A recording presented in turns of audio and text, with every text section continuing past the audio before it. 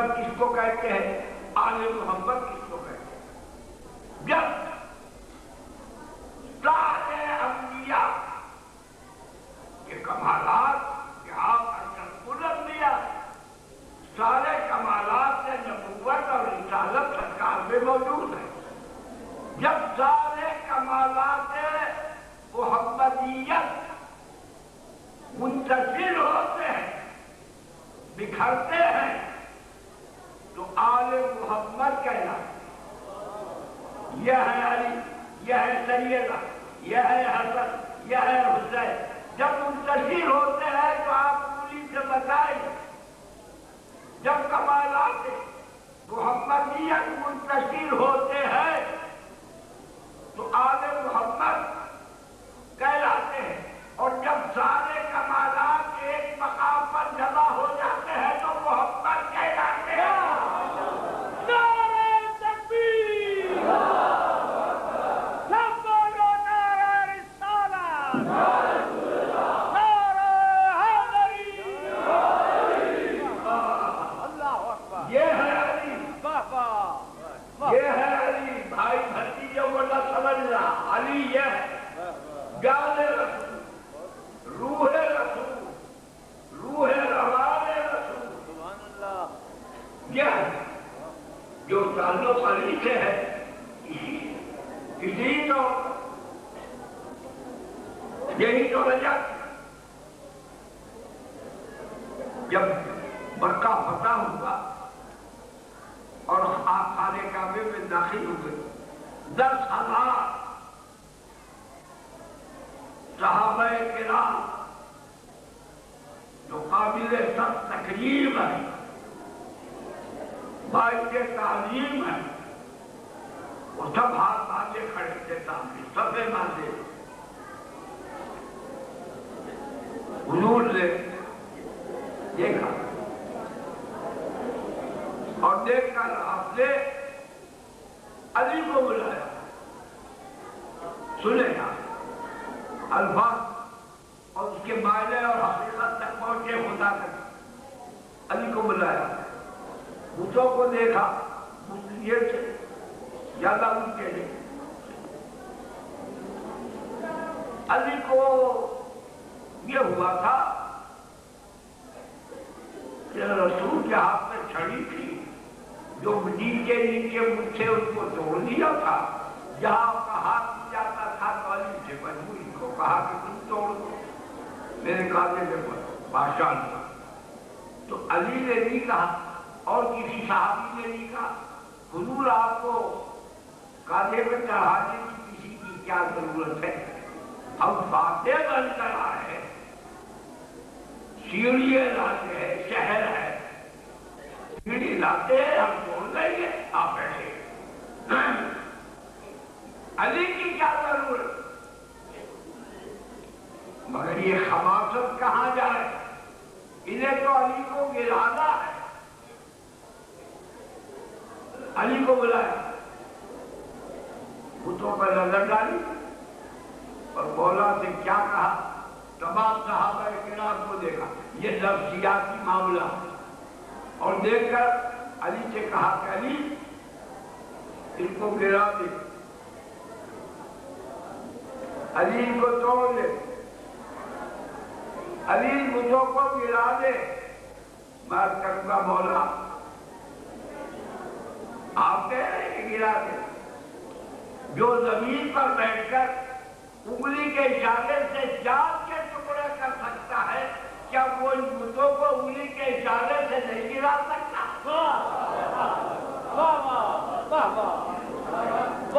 کیا اسے کیوں کہہ رہے کہ گرا دے؟ رات پوری تم جاہل ہے، تجھے قانون خدا کا نہیں معلوم۔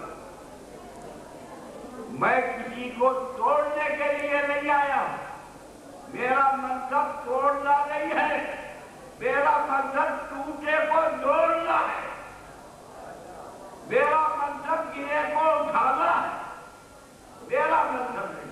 جس کا جو منصب ہے وہی کام کرے۔ علی توڑ، حضور میں توڑوں، میں بھی ان کے ساتھ ہو جاؤں، نہیں، آپ اپنی جگہ صحیح ہیں. حضور ہمیں بھی اجازت دیجیے. ہر صحابی یہ نہیں کہ نہیں توڑے گا، غلط ہے. ہر صحابی کہہ رہا ہے مجھے بھی اجازت دیجیے. آپ فرماتے لیکن اپنی جگہ صحیح ہو. علی تو اپنے ہاتھ سے تو اور صرف اپنے ہاتھ سے. اگر مولا ان بتوں کے توڑنے میں دو چار کو ثابت کر لے تو آج اولاد علی اس کا خمیازہ نہیں بھگت، آج تک بھگت رہی ہے. علی کی عداوت کی وجہ کیا ہے؟ کل شیء الی مذاہب، ہر شے اپنی اصلیت کی طرف کو رجوع کرتی ہے. جب کے پجاری جو تھے ان کی اولادیں نہیں ہیں، ان کی اولادوں کا قوم کس طرح سے جائے گا جب ان کے خداؤں کو علی نے اپنے ہاتھ سے آگ میں ملا دیا. کیا کہنے کیا کہہ رہے نہیں آپ اپنی جگہ. کیوں؟ اب سنیے کیوں گرا دے؟ علی تو گرا دے، تو اپنے ہاتھ سے گرا. علی تو گرا، علی تو گرا، صرف تو گرا. ان میں سے کسی کوئی نہ آگے بڑھے، تو گرا. اور یہ کہہ کر فرمایا اے علی تجھے کس کی غیرت، اے علی تجھے کس کے شرم، اے علی تجھے کس کی حیا،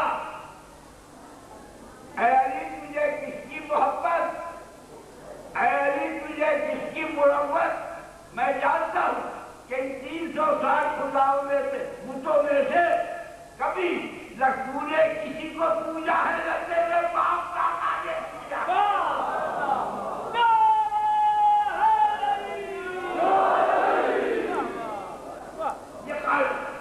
یہ رسیات کی بات اور مثال موجود. جب تاریخ پتہ ہوا اور حضور نے حکم دیا کہ اس کا بت کو توڑ دو، جو بت جس کو پوچھتے تھے مسلمانوں تو کہا حضور آپ جلدی نہ کریں کیونکہ ہمارے باپ دادا سے ان کا تعلق رہا ہے، ہم ہو تو گئے مسلمان مگر اتنا بھی رہے تھے باقی ملا ہوتا تو کہتا نہیں ابھی توڑو، مگر باہر نفسیات اس کی نفس انسانیت پر اچھا ٹھیک. اور فرمایا بلال سے کہ بلال جب یہ لوگ سوچ آئے دیکھے نہیں اس وقت اس کو توڑ دیں. لیکن ایک بات نہ تو نے کبھی ان کو پوجا نہ تیرے باپ دادا. بتاؤ مجھے بتاؤ 360 ہر قبیلے کے بت کا نام موجود ہے کتابوں میں موجود.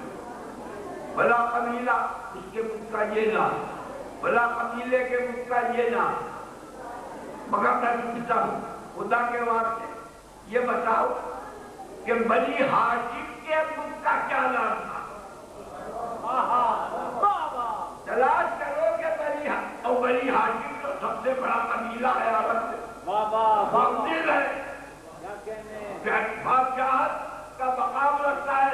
جب رئیس بادشاہ بلاتے ہیں تو اس کو جو خط دعویٰ لکھتے ہیں وہ اسی القاب کے ساتھ جو بادشاہوں کو لکھا جاتا ہے. یہ متولی کعبہ ہے تو ان کا تو سب سے اونچا ہونا چاہیے تھا اور سب سے آگے ہونا چاہیے تھا. یا آگے پیچھے نہیں، ایک ایک ملک کو الٹ کر پلٹ کر دیکھ لو سارے قبیلوں کو ملک ملیں گے لیکن ہاشمی بت نہیں ملے گا، قبیلہ ہاشم کا بت نہیں ملے گا. کیوں؟ اس لیے کہ آدم سے لے کر ان تک کسی نے پوجا ہی نہیں.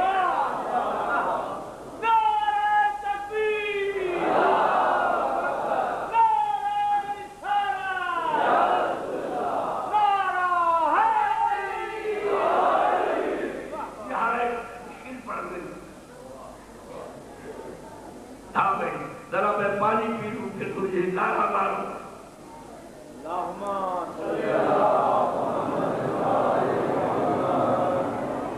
اب حضور نے علی میرے کاندھے پر بیٹھ کر کاندھے کے اوپر آپ کھڑے ہو یہاں ایک بیان کیا جاتا ہے حضور نے فرمایا علی میرے کاندھے پر سوار ہونا تو بتوں کو توڑ ٹھیک اب وہی بات ہاتھ مل جاتا ارے باپ سے لمبا سا ماس لاتے توڑ دیتے سیڑھی بن جاتے چڑھانے کی کیا ضرورت علی نے کہا حضور نہیں آپ میرے کاندھے پر سوار ہو جائیں تو حضور نے فرمایا کہ اے علی تو نبوت کا بوجھ نہیں اٹھا سکتا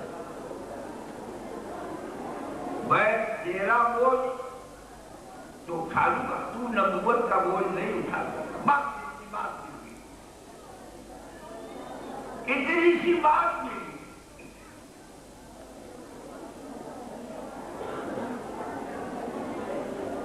علی نے کہا کہ حضور میں آپ کا بوجھ نہیں اٹھا سکتا اور شب ہجرت جب غار ہرا کے پاس آپ پہنچے غار ثور کے پاس پہنچے تو حضرت ابوبکر رضی اللہ تعالیٰ عنہ نے کہا آپ میں اٹھا کے لے چلیں چنانچہ آپ نے حضرت ابوبکر نے حضور کو اٹھایا کاندھے میں اور اٹھا کر غار ہرا میں غار ثور میں لے دیکھا علی ایسے بہادر تھے ایسے طاقتور تھے مگر رسول کا وزن نہیں اٹھا سکتے تھے کہ علی ایسا نہیں اٹھا سکتا حضرت ابوبکر نے رسول اللہ کو اٹھا لیا واہ اللہ واہ اللہ استغفر اللہ استغفر اللہ ہمارے یہاں کہتے ہیں مقولہ ہے کہ خدا جاہل کی تعریف سے بھی بچائے تعریف علی سے کسی کیونکہ اللہ کی آواز یہ بول ہے کوئی صورت ہو کچھ بھی ہو جائے چاہے نتیجہ کچھ نکلے کسی کا کچھ بنے یا بگڑے مگر علی پر ٹانگ پر کسی کی آ جائے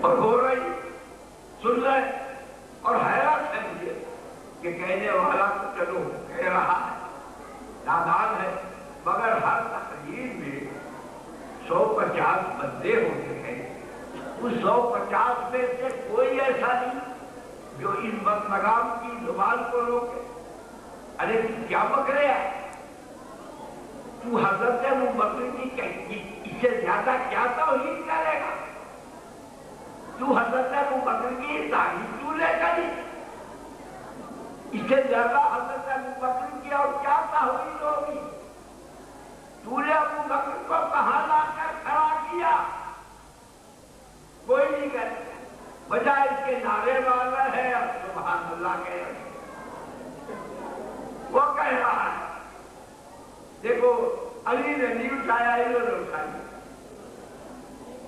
میں عرض کروں گا رسول کے ساتھی سے رسول کے یارکار سے کہ حضور میں نہیں ہوں یہ بیان کرنے والوں میں اور آپ کی توہین کرنے والوں میں میں نے کبھی نہیں بیان کیا اور نہ بیان کر مجھے اس میں شامل نہ کرنا افہام اور تکلیف کے لیے اجازت چاہتا ہوں بات کا جواب دے دے میں اس کو جواب دے رہا ہوں کیا کہا حضرت ابوبکر نے حضور کو اٹھا لیا اور اندر لے گئے حضور کی سواری کے جانور تھے آپ ان پہ سوار کے نام بھی ہے حدیثوں لاقہ کچھوا نام تھا مکے سے مدینے تک جس پر آپ نے سفر کیا اور اس نے رسول اللہ کے وزن کو اٹھایا. آپ کے سواری میں گھوڑا بھی تھا وہ بھی وزن اٹھاتا تھا. آپ کی سواری میں خچر بھی تھا. غزوہ حنین میں آپ خچر پر سوار تھے میدان جنگ میں اسے بھی اٹھایا. اور آپ کی سواری میں گدھا بھی تھا جس کو آپ کھوتا کہتے ہیں اس پر بھی سوار ہوتے تھے. ارے کم وقت تو نے کہا حضرت ابو بکر کو لا کے کھڑا کیا کس کی برابر. جناب ابو بکر کا بہت بلند درجہ تھا اور تو نے علی کی عداوت سے لا کر ان کو خچر اور گدھوں کی برابر کھڑا کر دیا.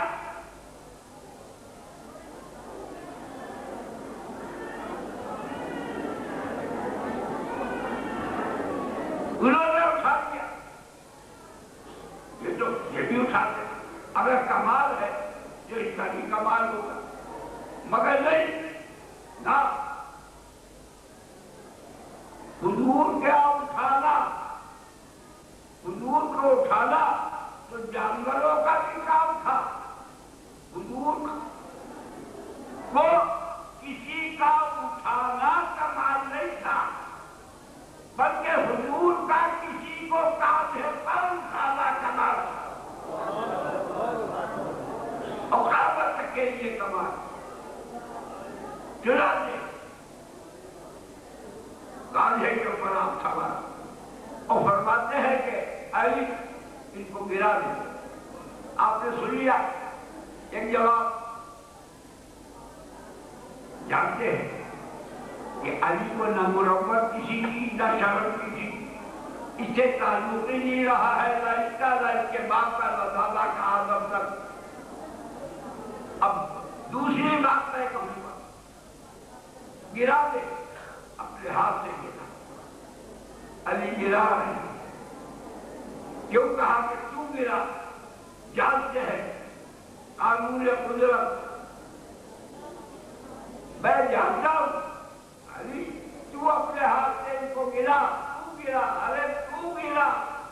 میں جانتا ہوں کہ جس کو علی ایک بار جس کو علی اپنے ہاتھ سے گرا دے وہ قیامت تک اٹھ نہیں سکتا اور جس کو نبی اپنے کاندھے پر اٹھا دے اس کو کوئی گرا نہیں سکتا.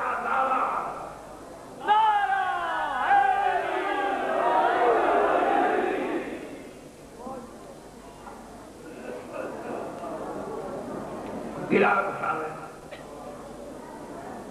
اور وہ چھیلی ہتھوڑا لے کے نہیں گئے. بت جو ہے وہ پلاسٹک کے نہیں ہیں علیحدہ نہیں ہے.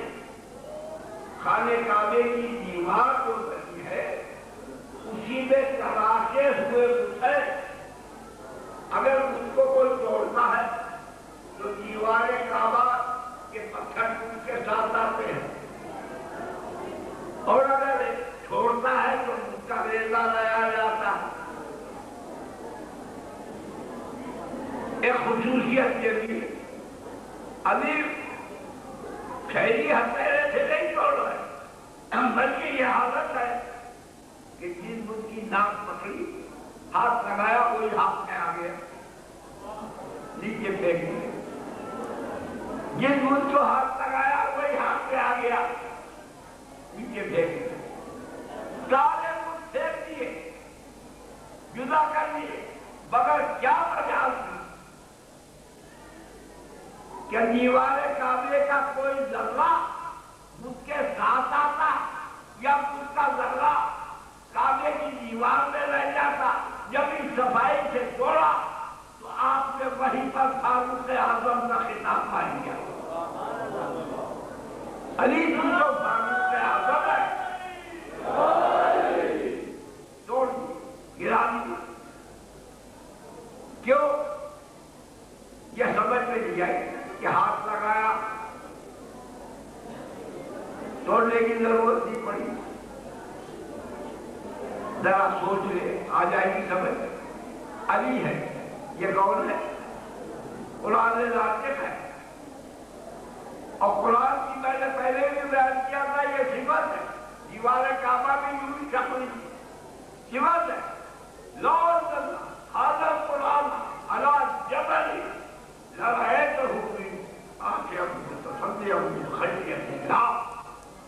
قرآن کی یہ صفت ہے. فرماتا ہے کہ ہم اس کو بڑے سے بڑے جبل پہاڑ پر رکھ دیں تو وہ بھی پھٹ کر ریلا ریلا ہو جائے.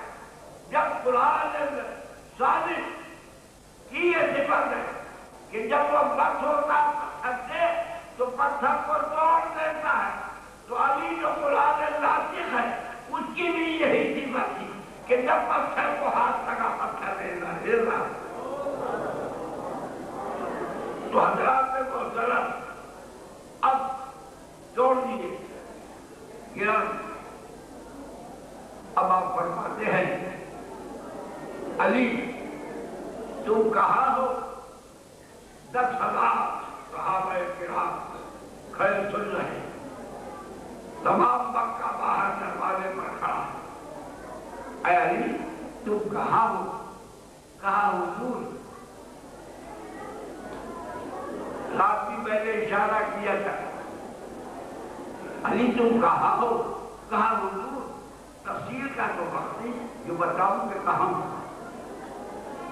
ادھر میں اس مقام پر ہوں کہ اگر میں عرش کو چھونا چاہوں تو مجھے جھکنا پڑے, اٹھنا نہیں پڑے. اس جگہ ہوں کہ اگر عرش کو چھونا چاہوں تو جھکنا پڑے. تو معلوم یہ ہوا کہ علی اس وقت عرش سے بلند ہے. علی کے پیر بھی اس وقت علی عرش سے اوپر ہے. اچھا ٹھیک ہے اترو.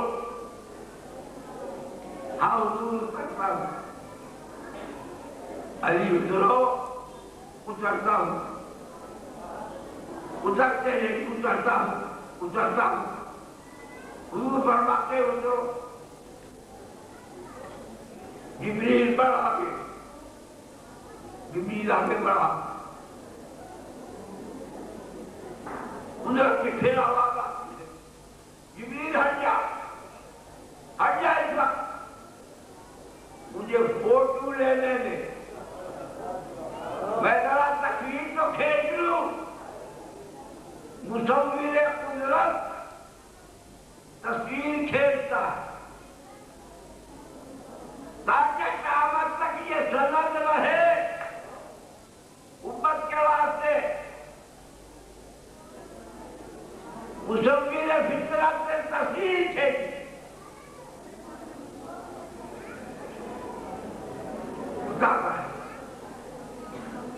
تصویر کھینچتا ہے. کشجرت طیبۃ. یہ ہے وہ شجر طیبہ. شجرت طیبۃ اصلها ثابت وفرعها فی السماء. جس کی جڑ مضبوط اور جس کی شاخیں آسمانوں پر پھیلی ہوئی آسمانوں تک گئی. تصویر کھینچی اور کھینچنے کے بعد لوگوں نے سنا تو تھا سنا تھا علی کے منہ سے کہ بہت جگہ ہوں کہ عرش کو چھونا چاہوں تو جھکنا پڑے. بس کیا کیا علی ایک دم سے اوپر سے نیچے کود پڑے. کودے. جب کودے دوش رسالت سے کودے تو ایک صاحب ہمدرد علی کے آگے بڑھے اور بڑھ کر کہا اٹھایا. علی چوٹ تو نہیں لگی. سنا کے میں وہاں سے کودا ہے چوٹ تو نہیں لگی. جب کہا ہے تو تیور نبوت بدل گئے. رسالت کے ماتھے پر بل پڑ گئے اور کہا ہے سب کیا کہتا ہے، سمجھ گئے مقصد۔ تو یہ کہتا ہے کہ علی چھوڑتی ہے، تجھے نہیں معلوم علی کو اٹھانے والا کون ہے، گرا لانے والا کون ہے، تجھے نہیں معلوم علی کو اٹھانے والا میں محمد رسول اللہ ہوں، اور علی کو اوپر سے نیچے لانے والا جبرائیل ہے۔ ضرور جبرائیل ہے۔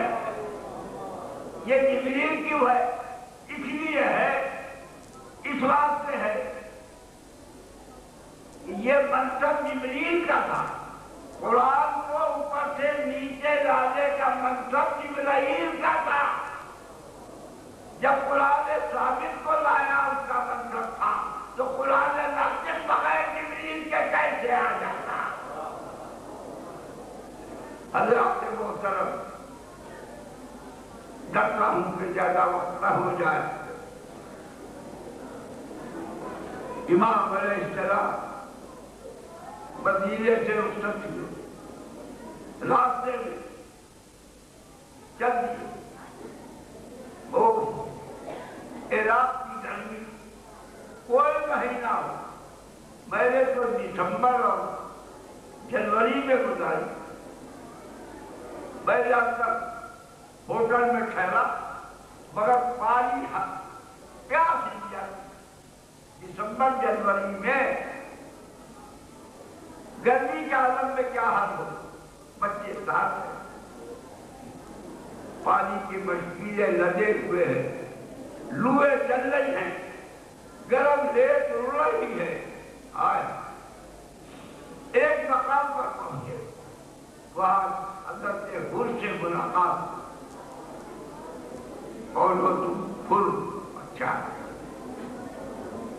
گرفتاری کے لیے بھیجا ہے، اچھا پہلا لفظ یہ بھی معلوم کہ یہ دشمن کا بھیجا ہوا ہے اور اس کی نیت خراب ہے، مجھے گرفتار کرتے آیا، مگر مولا پہلا لفظ کیا فرماتے ہیں، حر یہ تیرا میرے ساتھیوں کے چہرے پیلے کیوں ہو رہے ہیں؟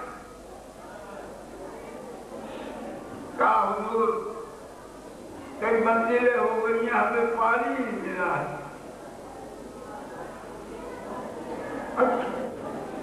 بس سنا، حضرت عباس کی طرف دیکھا، پانی کا اہتمام ہو کر ان کے ذمہ تھا۔ ساتھی کہہ رہے ہیں مولا 1000 ہے، بڑی طاقت ہے، مجبور ہے، اسے بیعت دے لیا۔ اور کیسی بیعت؟ پانی۔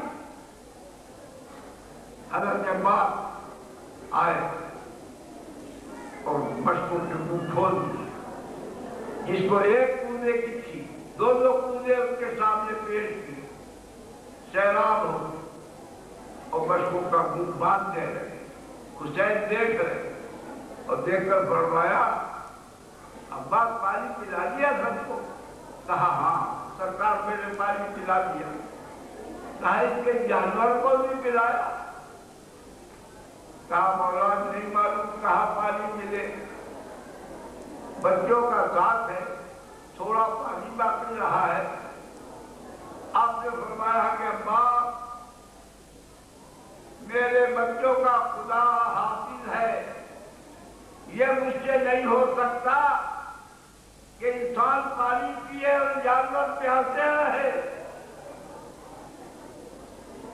پر لگن لگ گئی ہر جانور کے سامنے، جب تک وہ جانور منہ نہیں ہٹاتا، جب تک آپ پانی کو دیتے رہے۔ جب سب نے پانی پی لیا، اس وقت گفتگو یہ بتایا امت کو کہ اگر تمہارا دشمن بھی مجبور ہوگا کسی وقت تمہارے سامنے آ جائے تو تو اس کی مجبوری سے ناجائز فائدہ نہ اٹھانا، پہلے اس کی مجبوری کو تو